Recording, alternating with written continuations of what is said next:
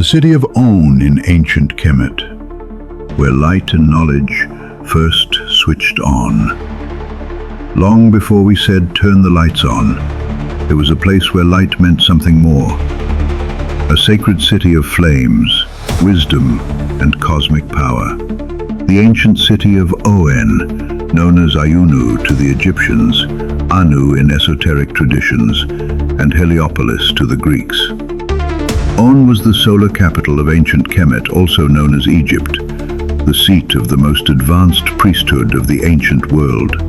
These weren't just religious men, they were astronomers, doctors, engineers, philosophers, guardians of sacred light, and keepers of time. The very concept of divine illumination, of higher knowledge and cosmic order, was born in On. The temples of On were aligned with the stars. The obelisks were sun pillars, marking the movement of Ra across the sky. The priests tracked solar cycles, lunar rhythms, and planetary alignments with astonishing accuracy. They understood that to master time was to master power, and On was their clock. But On was more than a scientific center. It was a spiritual engine. The priests of On taught the science of the stars, the cycles of time, the sacred geometry of creation.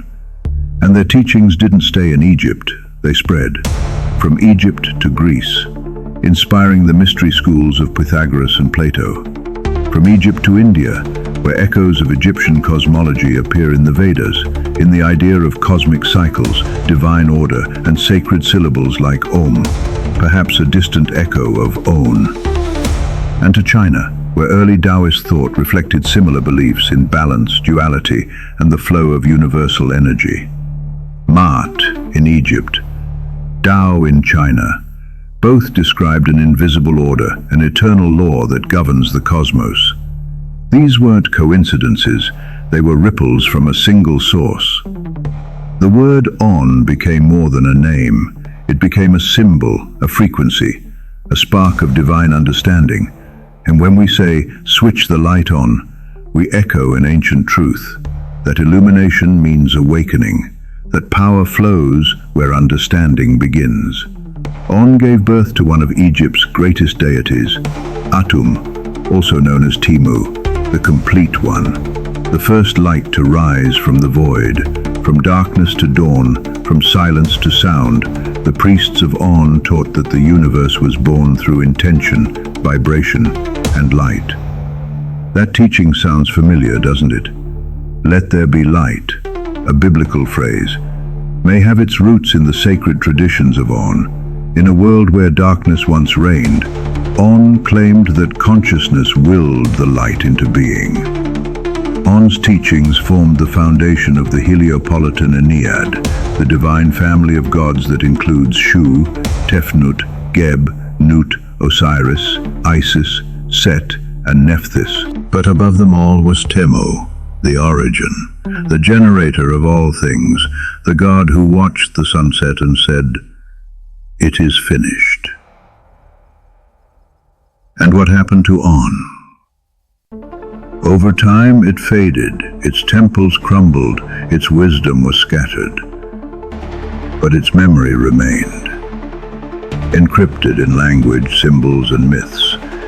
Even now, On lives in our speech, in every light switch, in every awakened mind.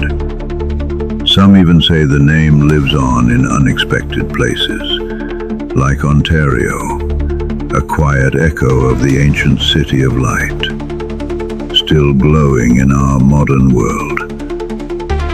So, the next time you turn the lights on, remember, it's more than a habit, it's a ritual, a remembrance of a place where light first meant consciousness, power, life. A place where knowledge was not just studied, it shined. Welcome to On, where the lights never truly went out.